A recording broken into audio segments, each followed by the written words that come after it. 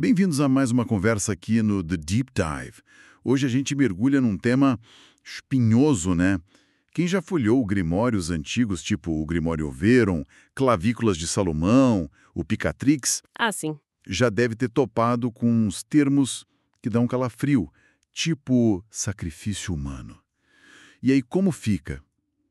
Vamos tentar entender isso melhor. Com certeza. A primeira coisa é respirar fundo, né? Sim, porque a pergunta que vem na hora é: tá, um praticante de hoje, sei lá, na magia do caos, no luciferianismo, como é que ele lê isso? Não dá para levar ao pé da letra, certo? Qual é o real significado ali? Exato. É fundamental, assim, colocar esses textos no tempo deles. São de épocas com outros valores, outra visão de mundo totalmente diferente da nossa. Outra cabeça, né? Totalmente. Essas menções a sacrifícios, olha, podem ser tanta coisa. Alegoria alquímica, sabe? Um reflexo dos medos da sociedade da época. Hum, Isso.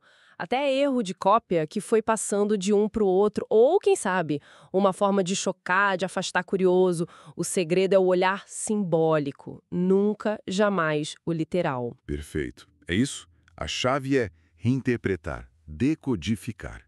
E a nossa missão aqui hoje é justamente essa: cavar essas camadas de sentido para a prática de hoje, né?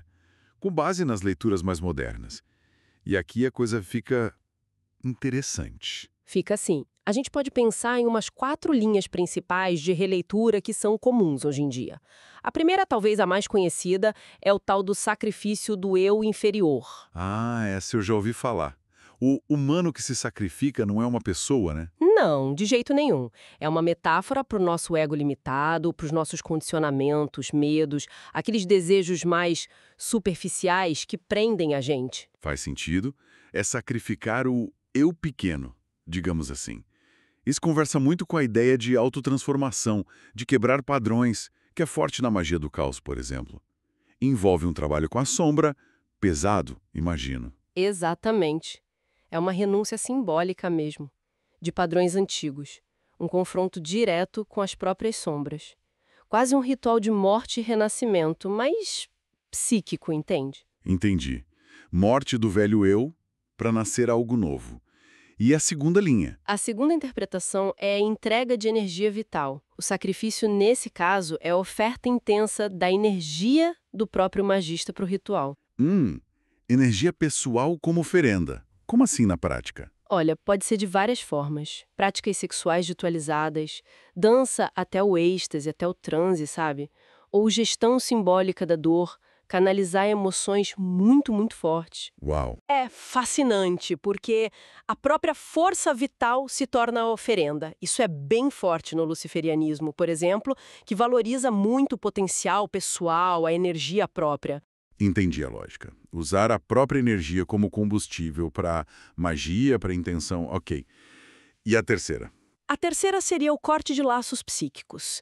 Aqui, o sacrifício simboliza um rompimento radical necessário. Rompimento com o que exatamente? Pode ser um relacionamento tóxico que está te sugando, padrões de família que você herdou e te limitam, até aqueles pactos espirituais que a gente faz sem nem perceber e que drenam nossa energia. É cortar na carne, simbolicamente. Uma libertação forçada, quase.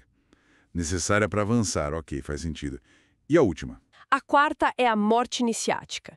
Isso tem muito a ver com os mistérios antigos, sabe? A morte simbólica como um portal. Para um renascimento espiritual. Exatamente. O sacrifício humano nesse contexto seria essa travessia. Entregar-se totalmente ao caminho espiritual, abandonar a visão puramente materialista, profana, para despertar a faísca divina interior. Essas 4 leituras ajudam muito a clarear, mas vamos tocar um ponto mais delicado ainda. E quando o texto pede sangue?